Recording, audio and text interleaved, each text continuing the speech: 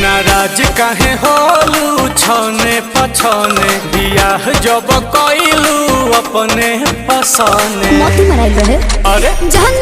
पहिले जे